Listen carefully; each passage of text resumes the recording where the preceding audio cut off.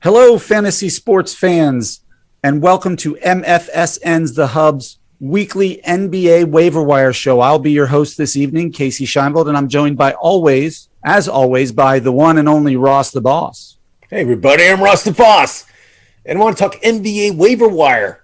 Week 4 with you, Cowboy. I'm excited, babe. This is unbelievable, babe. This is great. This is going to be a great show. I got some great picks, babe. It's going to be great. Let's get started. Oh, dear. We have Ross doing impersonations tonight. Dan will not be joining us tonight as he has other commitments, so we're going to try to carry the load and represent. So much better without that guy Dan around. It's like night and day. Kasey, thank you for coming. I mean, you make my highlight of the day. Without Dan Ratner here, the show's so much better. It flows better. We communicate better. It's the best. Yes! Well, I appreciate the compliment. Just to refresh everybody, what we like to do here weekly on this show is recommend some players who can help your fantasy basketball rosters. We tend to focus on players in the Yahoo system who are owned at less than 60%. We try to give you some reasons why they're good and why they can help your team. Obviously, we're about a month into the season, so you get a good sense, I think, at this point. And Ross, maybe you can speak to it about whether somebody is a flash in the pan or whether somebody's the real deal, because we have a large enough sample. So, Ross, let me ask you a question before we get started. When you're looking at the numbers, when you're looking at a player's statistics, how do you determine whether this is a potential breakout or somebody who you still don't trust? Well, for me, a big stat that I look at is how much time they play in a game. I mean, if they're in the rotation, even if they're on the second team, if they're playing 25 to 30 minutes a game, that's the guy I want on my team. I don't want some guy playing 18, 17, 12 minutes a game. That's not going to really help your team at all. I mean, this is a guy that's going to play rarely that much time. He's not going to be in the game during crunch time. So you want a player that's playing between 25 and 30 minutes. That's the key. And you also want a player that does great in all the stats, just not points, but rebounds, assists, steals, and in percentages. So all that being said, it sounds easy, but it's really hard. I mean, there's a lot of guys that have great upside. Let's say Russell Westbrook. Oh, he's a triple-double guy. Kasey, you must love to have Russell on your team. I don't think you do. No, I struggle with him because of those shooting percentages. As somebody who is... And turnovers. I mean, his turnover rate, I think I'm pretty sure he leads the NBA. He's horrible. Yeah, I as somebody who's newer to the NBA fantasy kind of landscape and doesn't understand these numbers as well, I tend to ask a lot of questions as a host because I'm just trying to learn as we go. But before we get into naming players, I think we want to talk about our sponsor, Killcliff. Killcliff CBD is the best tasting CBD drink in the world. It has flavors like Orange Kush, Mango Tango, Strawberry Daze, the grapest of all time, and Joe Rogan's spicy pineapple called the Flaming Joe. It's founded by a Navy SEAL for those who aren't Navy SEALs, although I would argue that they think Navy SEALs could probably drink it too. It's the biggest no-brainer in the history of drinks. Go to killcliff.com to buy your own. So, Ross, do you drink Killcliff? Delicious. I drink it every day for breakfast, lunch, and dinner. It's delicious. It keeps me going. That's why I'm Ross the Boss. Excellent. All right, so let's jump right in. Ross. Yes. We're going to jump around a little bit with positioning, but I want to start with who do you think is your top pickup this week, regardless of position? That's a great question. So under 60%, it just depends what your team needs. I mean, my team, I'm looking for a guard, and for me, it's Eric Bledsoe for the Clippers. He's starting to play around 30 minutes a game. He's getting almost 20 points a game right now. He's in the rotation. Kawhi Leonard's not coming back anytime soon, just so you know. I mean, I know Dr. Dan Ratner has him stashed away on his team like he's coming back. Yeah, they're not sure he's going to be back at all this Christmas year. Miracle. There's Kawhi Leonard. It's not going to happen. He's not showing up on Christmas Day. It's not going to happen. If he shows up, it'll be in March. It'll be February. It'll be really later. But long story short, Eric Bledsoe to me, that's the guy. If I could pick him up in my league, which I can't, he's already taken. But he's under 60%. And that's my favorite pickup of the week. Yeah, I'm a big fan of him. And somebody who we've talked about for a couple of weeks now is Alex Caruso in Chicago. He's still playing well. I know I think he's nicked up right now. I think they have him listed as a game time decision on his next game, but he's another guy who's doing, it seems like he's doing it all, scoring, rebounds, assists, and steals. Let's talk about the Bulls real quick. I mean, the Bulls last year, they stunk. They stink. They were horrible. Not a good team. This year, I'm picking the Bulls to win the East this year. I love their synergy. I love how they play together. I love the youth. Ball and Levine. And I mean, it's just a great tandem of players they have on that team playing together. And now with Caruso on that team, it brings them a lot of bench players. I mean, Caruso doesn't start. He comes off the bench, but he still plays 25 to 30 minutes a game. And he was great with the Lakers. I loved him when he played for the Lakers. He was a great role player. Now with Chicago, he's getting more responsibility. He's looking good. If he only had hair on his head, it'd be better. But he doesn't have hair, but I won't rule it against him. Alex Caruso, you're right. I do like Alex Caruso, especially on that Chicago Bull team. Yeah.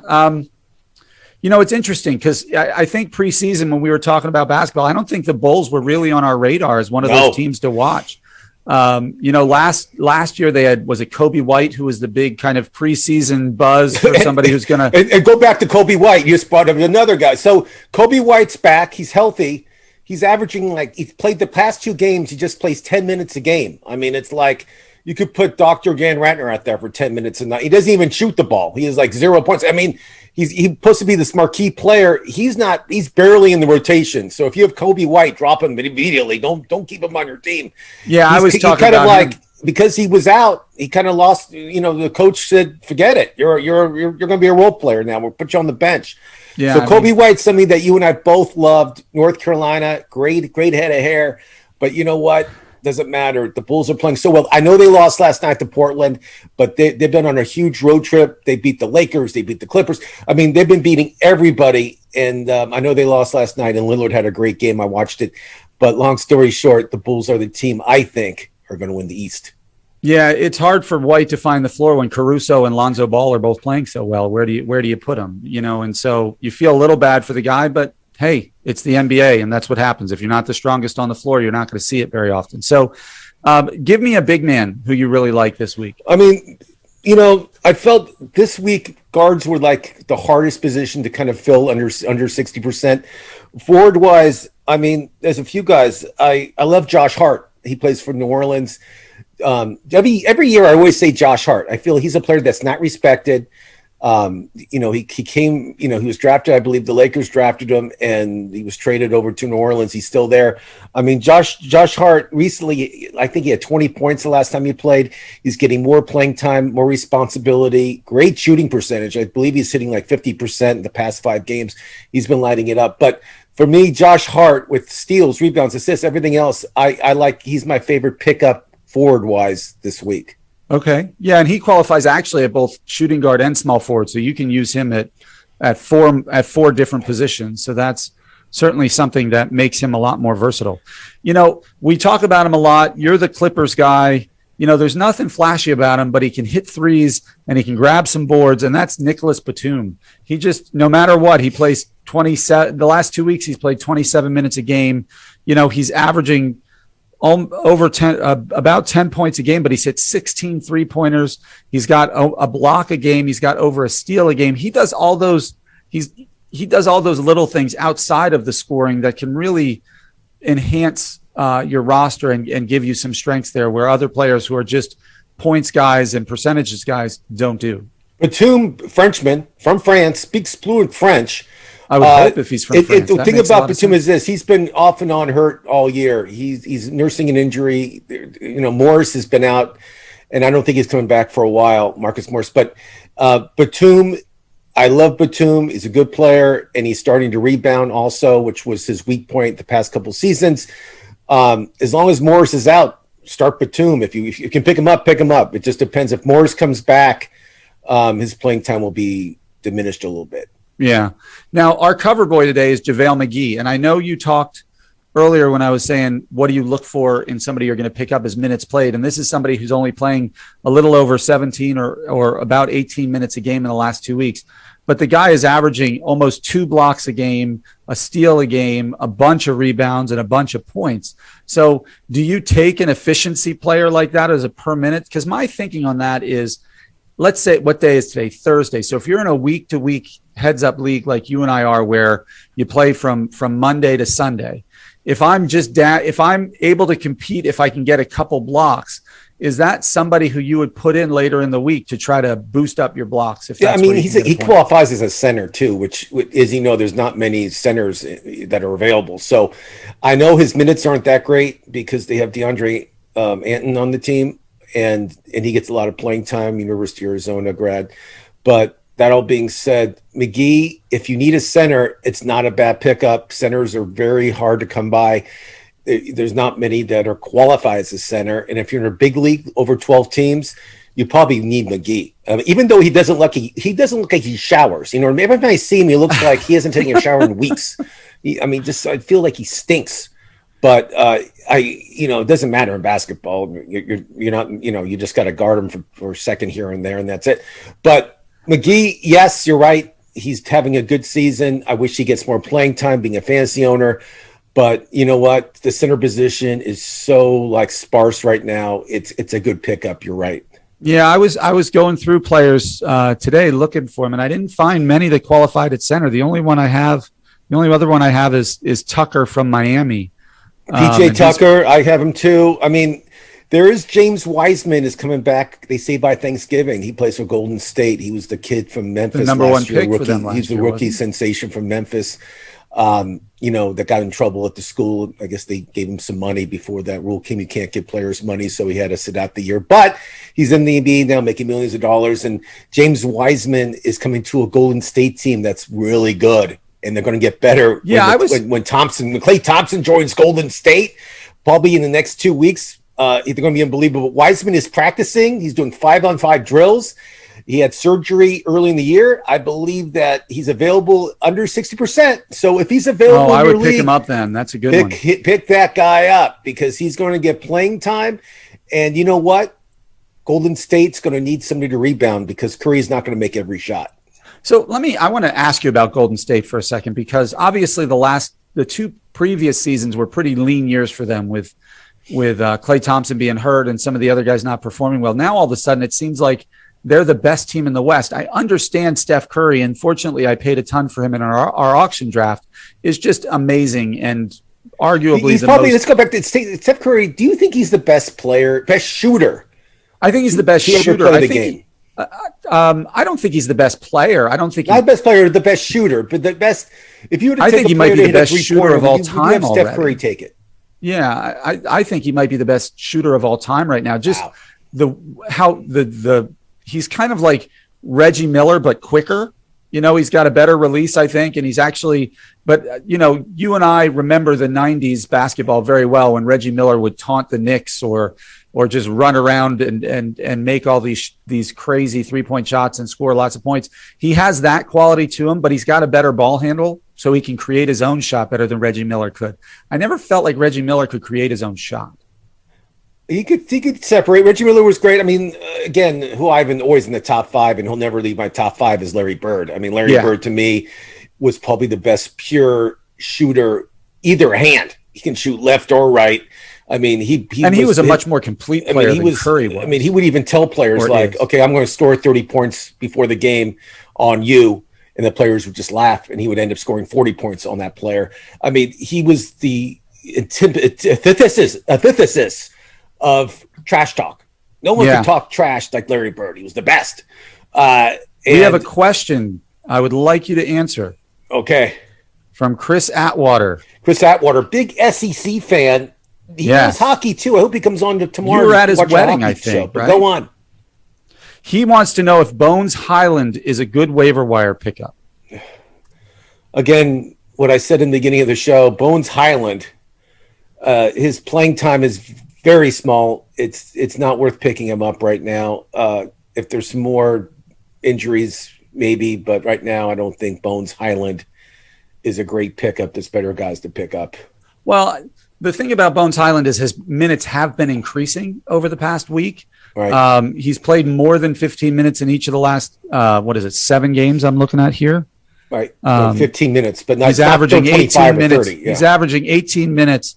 And so I think if you have, look, who are the Nuggets running out right now at the guards with Murray being hurt so far this season? Is Monte Morris. Well, Burton is hurt. Burton is their other guard forward that was playing great, but he got hurt. That's why Bones is getting some playing time. Michael Porter Jr. is hurt. Jamal Murray's hurt. Burton's hurt. They do have some injuries. Hyland is benefiting, but again, there's better guards that I'd rather have, or small forwards I'd rather have than Bones Hyland right now. Burton should be back by this weekend. Hopefully Murray's going to be back soon in Denver. And again, there'll be a different team when he comes back, and the Joker's back from his suspension that he had early in the week for pushing a player. Pretty nasty. But Chris, to answer your question, Ross does not like Bones Hyland. No. There's better players. There's better players to pick up. I like the way Bones Hyland is trending, and he seems to be getting the coach Malone's trust a little bit more. So he's somebody I would certainly keep an eye on and snap up if he keeps getting 20 plus minutes a game, which he's gotten the last couple of days. But I do kind of agree with Ross that currently there are other better pickups at the guard position. Speaking of which, give me a couple of them, Ross. Let's talk Chris Duarte. He got hurt. He was trending up, and then he got hurt his ankle. He's been averaging 14 points a game, 4 rebounds, 2 assists.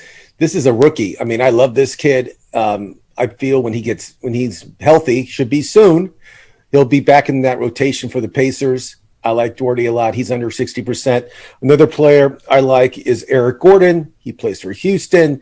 He's been playing a good amount of time, and he's been averaging 13 points. His rebounds is only 2, and his assists are only 2. But he's been scoring. He's been trending up. So Eric Gordon is another guy. If you need a guard, it's going to get a lot of playing time in Houston because they don't have a real deep bench. And another guy that's kind of available, but he's up and down. He has good games and bad games, is Derrick Rose of the Knicks. One game he might have 20 points. The next game he might have 4 points. But still, he gets rebounds. He gets assists.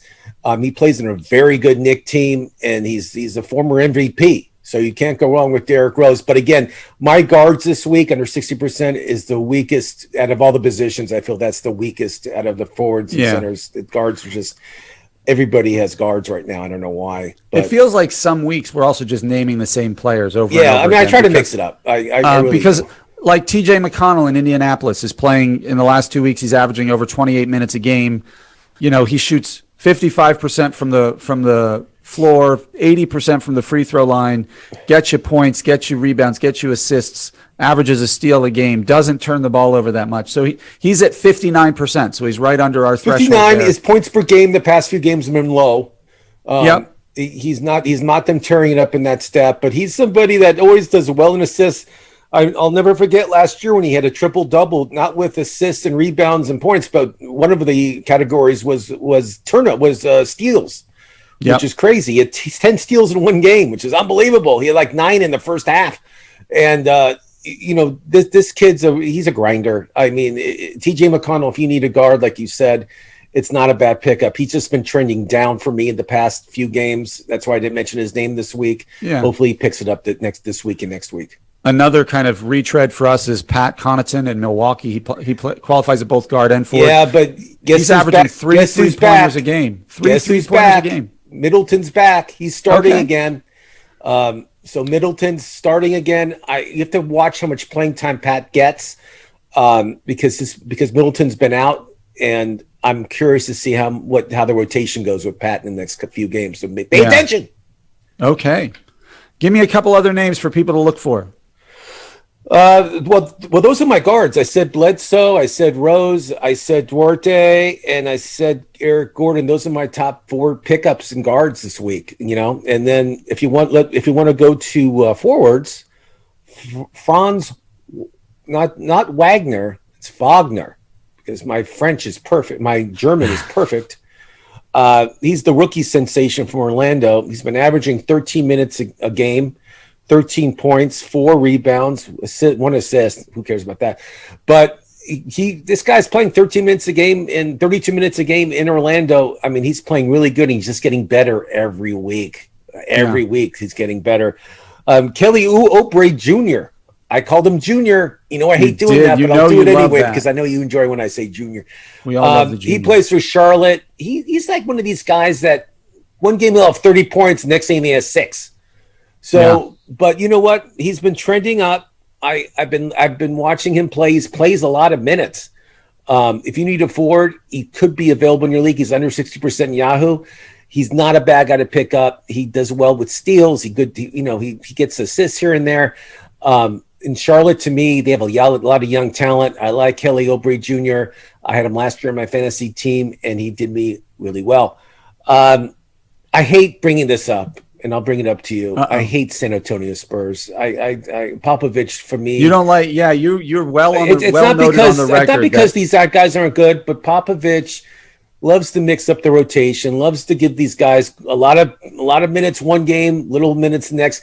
He reminds me of the Bill Belichick of football. You know what I mean? I feel sure. Belichick with running backs like Stevenson. I'll go to football real quick. Stevenson plays tonight, but Harris is healthy. I feel Harris is going to get the ball more than Stevenson, even though he had 2 touchdowns and 100 yards last week. So I feel Popovich is the same thing. I love this Devin Vassell. Yeah. I mean, he's under 60%, 12 points, 4 rebounds a game right now. He's trending up. But again, we talk about it, and Popovich just, except Murray, that's the only one I feel safe with on San Antonio, but he's way over 80%. But Vessel, to me, if you need a forward, he's not my favorite pickup, but he does average like 25 to 30 minutes a game, so it's not a bad pickup. Josh Hart, I love Josh Hart. Enough said. New Orleans, he's been playing a lot. He good in all categories. And then another guy that we talked about last year, I haven't brought his name up this year, is Darius Baisley of Oklahoma City. Big guy, likes to rebound. He's averaging 10 points a game, 7 rebounds and 1 assist, and almost a block a game. He plays a lot. He gets a lot of playing time, and if you need a big man forward that's going to get you some rebounds, it's not a bad guy on your team. And you know, Atlanta has Cam Radish, they have Hooter. I mean, they have a few guys that are like at 40% that are, for me, they're like the same guy. That's kind of like, but the small forward swingman position in Atlanta kind of fits your mold of San Antonio. You don't know who's going to get the playing time game to game, who's going to put up the numbers, because they just have so many in that. I know. Kind of the rotation in Atlanta to me is tough to figure out. And even in Miami, it's tough, you know, with Duncan Robinson and Tyler Hero and all that stuff. I mean, they mix it up all the time. But with Jimmy Butler hurt, you know, Duncan Robinson's getting a lot of playing time because Butler's not playing that. You know, he's been nursing an injury. But the thing you got to watch out for, and I say this all the time, is pay attention to your players and who's hurt and who's not. LeBron James is coming back supposedly on Friday, right? So what's that mean to the rotation? Well, Westbrook's not going to be shooting the ball as much, correct? Yes. Well, that's good for Westbrook owners. Westbrook.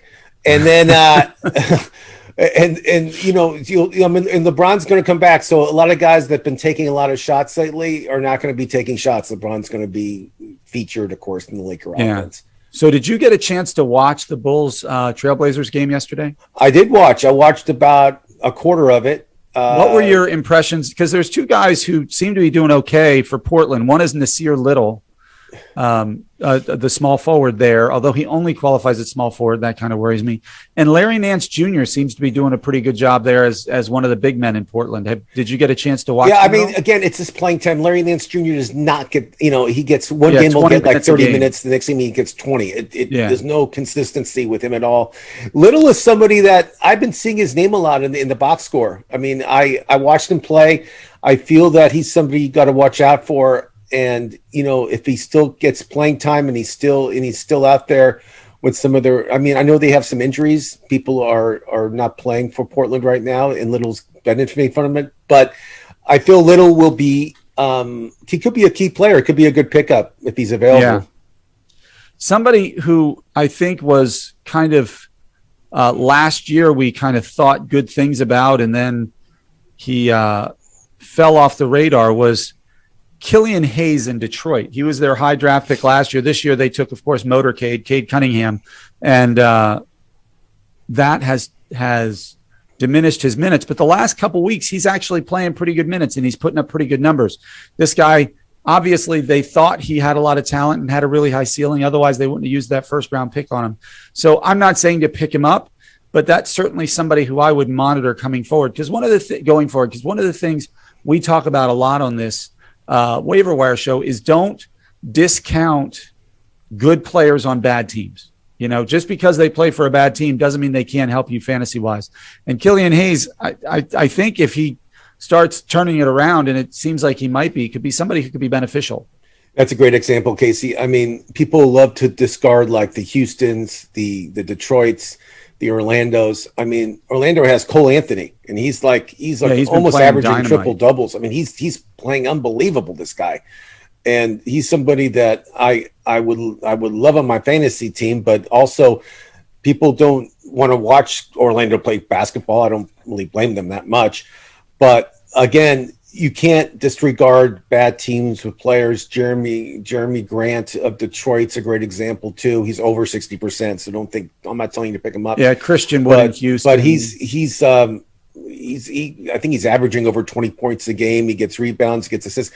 I mean, there's a lot of good players on bad teams. So just don't go after the players that are on the Bulls or that are on Brooklyn or on the Knicks. Make sure you open your library to everybody. Very important.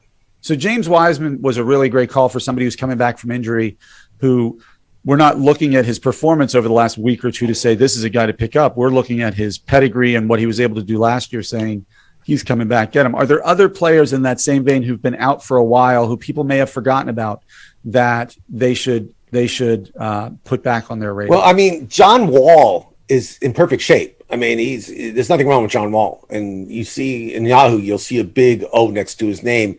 And you're saying, well, why? What's the matter? Why isn't John Wall playing basketball this year? What's wrong with him? He had a good year last year. He averaged over 20 points a game. He wants to be traded. Houston wants to trade him. No one wants him. I don't know why. I can't answer why. Nobody wants his $41 million salary. Yeah. I mean, he makes more money than Ross the boss. So I believe that John Wall is somebody you can stash. Klay Thompson, I brought his name up. I have him in our league. I stashed him. He'll be back very soon, and he's over 60% though. He's over 60. I know. I'm just naming some guys injury wise. I'm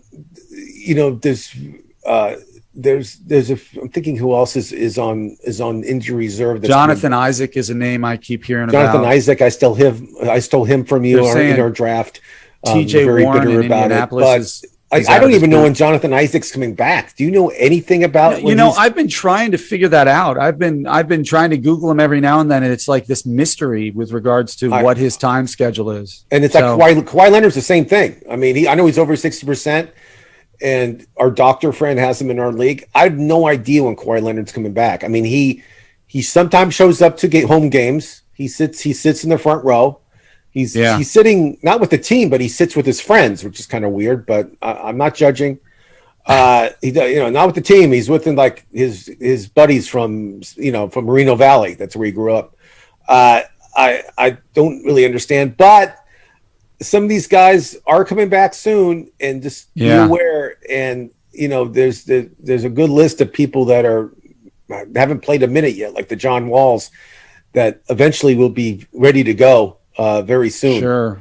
And you maybe even want to trade for some of these guys like the Klay Thompsons and people like that, and the Jonathan Isaacs and all those people that are kind of stashed away. And I'm not sure if he's over 60% owned or not, but Chris Boucher in Toronto, the reason I bring him up is not because he's been playing great. He started the year hurt. He's under 60%. You can pick him up. The reason I say that is because I just read today that OG Anunoby for Toronto, Nick Nurse just said he's going to be out a while. That was all the feedback, and he's listed as injured. So when you got Scotty Barnes will get a lot more playing time. Obviously, there you have Pascal Siakam, but this might open the door for Boucher, who in the past has been a pretty effective big man to get a lot more runs. So that's somebody else you should look at, I think. It's going to help Van Fleet too. So yeah, I mean Toronto. Toronto has a pretty good team. They're not like a bad team. It just with injuries are really hurting them this year. Yeah. And I feel, yes, Boucher, yes, on Boucher. I mean, last year you and I both liked him. Right. And I feel this year he's not playing as well as he did last year. And he's kind of he's trending down right now. So it's not somebody to pick up. All right. Well, anybody else before we wrap this Center-wise, Daniel Thesis. He played for the Celtics last year. Uh-huh. Now he's with Houston. He's averaging just 9 points before rebounds, but he's getting a lot of minutes in Houston. So there you go. And another guy that we bring up every year is Mason Plumlee. Mason plays for Charlotte. He's their center. He gets 25 to 30 minutes a game. He's only averaging around 6 points, but 7 rebounds, 2 assists, and he does block shots. So again, the center position, as we all know, it's very, very hard to find good centers. So, with the people we gave you today in the center position, we gave you some really good ones. So go out and get them. Well, there you have it, folks. Hurry up, get to your waiver wire, pick up these players, and start to dominate your league. Ross, I always learn so much from spending this time with you. It's so much easier to learn when Dan's not here. He just gets in the way of everything productive. We're just kidding, Dan. We miss you. We love you. We can't wait to see you back here. But to everybody out there, again, if you like what you see, like these videos, please subscribe to our channel. Ring the bell for notifications. Leave your comments. We'll respond to all of them. Mr. Atwater, as always, thank you for your questions. Next week is Thanksgiving on Thursday, so you will not see us for 2 weeks. So we will be back here the Thursday after next. Same time as always, 4:45 Eastern Time, 1:45 Pacific, to give you all the news and notes you need. We'll have a lot more information then because we'll have 2 weeks of information to share with you. Have a good night, everybody, and good luck, and have a great Thanksgiving. Hey, everyone! Castmaster here, overload of knowledge and part-time customer service rep for KillCliff. I wanted to announce my new KillCliff Octane CBD flavor. Killer Cliff Stick. Yeah, that's right. It's orange and vanilla yumminess. Woo! I know your drink hole is going to be happy because I know everything.